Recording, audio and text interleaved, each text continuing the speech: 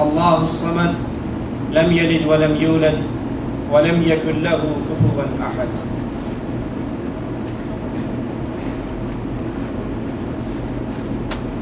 انسان کی فطرت ہے، اسے دکھ آئے، مصیبت ہو، پریشانی میں مبتلا ہو، دکھ اور غم کے ٹالنے کے لیے وہ کسی کو پکارا کرتا ہے۔ اب یہ پکار اسباب کے تحت ہو تو جائز ہے، کوئی حرج نہیں۔ آپ کو پیاس لگی ہے، آپ کسی سے کہیں مجھے پانی پلا دو، وہ موجود بھی ہے، سن بھی رہا ہے، وہ پانی پلا دے، ٹھیک ہے، پکارنا کوئی حرج نہیں۔ آپ کے پاؤں میں کانٹا چبھ گیا ہے، آپ کسی سے کہتے ہو میرے پاؤں کا کانٹا نکال دے، یہ تحت الاسباب ہے۔ جس کو پکارا جا رہا ہے وہ موجود بھی ہے، سن بھی رہا ہے، قدرت بھی رکھ رہا ہے۔ اور اگر ایسی پکار مصیبت دور کرنے کے لیے انسان کسی غیر کو پکارے یا ایسے کام پہ پکارے جس پہ اس کی طاقت ہی نہیں ہے، جو اس کے کنٹرول میں نہیں، اس کے بس میں نہیں، بلکہ وہ کنٹرول اور وہ اختیار صرف ایک اللہ عز و جل کا ہو، جب اللہ کو چھوڑ کر اسی طرح کسی غیر کو پکارا جائے گا تو یہ اللہ کی عبادت میں شرک ہے۔ اور یہی وہ شرک ہے، سب سے بڑا جرم ہے جو کفار مکہ کیا کرتے تھے۔ وہ اپنی مصیبتوں میں، اپنے دکھوں میں، اپنی مدد کے لیے کبھی یا لات مدد، کبھی یا عزا مدد، کبھی یا ہبل مدد کے نعرے لگاتے ہیں۔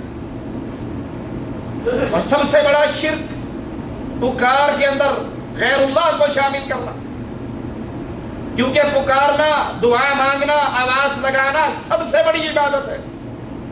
الدعاء هو العبادہ، دعا ہی تو عبادت ہے۔ الدعاء مخ العبادہ، یہ عبادت کا مغز ہے کہ کسی کو پکارا جائے۔ ما فوق الاسباب، سننے والا، عطا کرنے والا، قدرتیں رکھنے والا اگر کوئی ہے تو صرف ایک اللہ ہے، جس کے ہاتھ میں نفع ہے، جس کے ہاتھ میں نقصان ہے، جو چاہے دے دے، چاہے روک لے۔ اسی لیے مسلمان کو سکھایا گیا اللہم لا مانع لما اعطیت، اللہ جو تو دے دے اس کو کوئی نہیں روک سکتا، ولا معطی لما منعت، اور جس کو تو روک دے اس کو عطا کوئی نہیں کر سکتا۔ جب پکارنا عبادت، سارا کچھ اللہ کے اختیار میں، تو اللہ کے علاوہ غیر اللہ کو نہیں پکارا جائے گا۔ یہی بیماری جو مشرکین مکہ میں تھی، کفار مکہ میں تھی، وہی بیماری آج مسلمان کے اندر بھی ہے۔ اپنے کمروں پہ نظر دوڑا لیں، اپنی سینریوں پہ نظر دوڑا لیں، انڈیا پاکستان میں سڑک پہ چلنے والی بسوں کو دیکھ لیں، یا اللہ، یا رسول اللہ مدد، یا علی مدد، یا حسن مدد، یا حسین مدد۔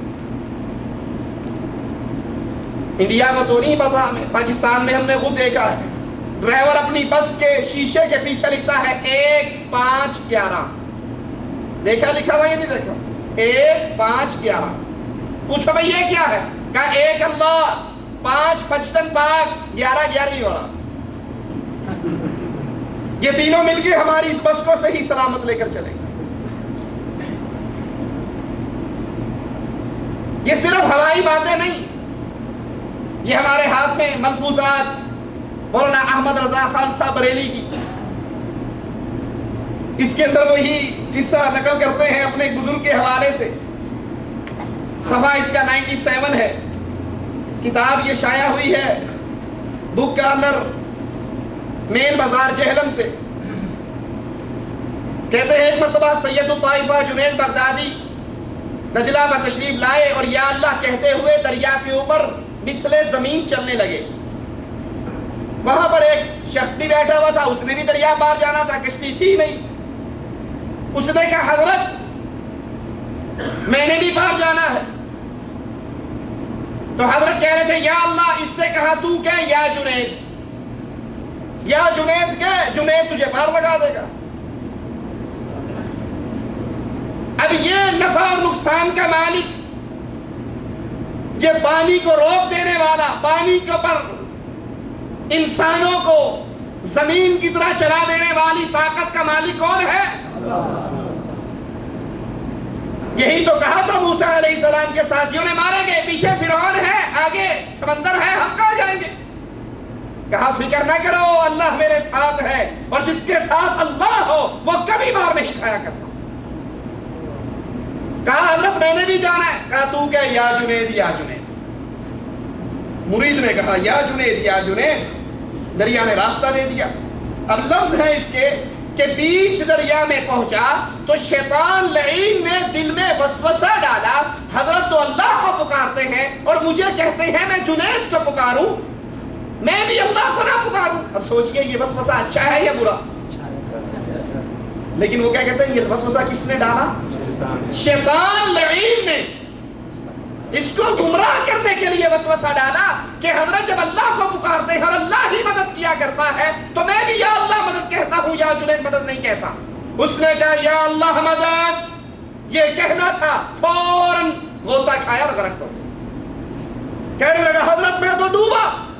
کہا تجھے نہیں کہا تھا کہ یا جنید؟ اس نے کہا یا جنید، دریا نے فوراً پار لگا دیا۔ اب یہ کلمہ پڑھنے والے ہیں اور بے کرنے والے اکرما کفار مکہ کے ساتھ بھاگے۔ صحیح مسلم میں حدیث ہے، کشتی پھنسی بھنور میں، لات و منات کے بت اٹھائے ہوئے تھے، کہنے لگے یا لات مدد، یا عزا مدد، یا حبل مدد، کسی نے نہیں سنی۔ اکرما کہتے ہیں جب ہم غرق ہونے کے قریب ہوئے اور یقین ہو گیا کہ اب کوئی نہیں بچا سکتا، اے نبی علیہ السلام، ہم نے اپنے سارے لات و منات کو چھوڑ کر کہا یا رب محمد صلی اللہ علیہ وسلم، اے محمد کے رب اگر تو بچائے گا تو بچیں گے، تو نہیں بچائے گا تو نہیں بچ سکتے۔ کون کہہ رہا ہے؟ کفار مکہ۔ اور یہاں کہہ رہے ہیں بابا جنید کہے گا تو بچے گا، یا جنید کہے گا تو بچے گا، یا اللہ کہے گا تو غرق ہو جائے گا۔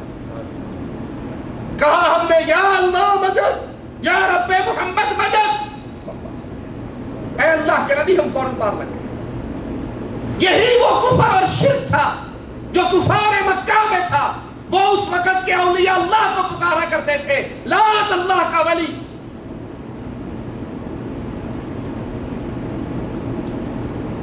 عزا کو پکارتے، لات کو پکارتے، منات کو پکارتے، حبل کو پکارتے۔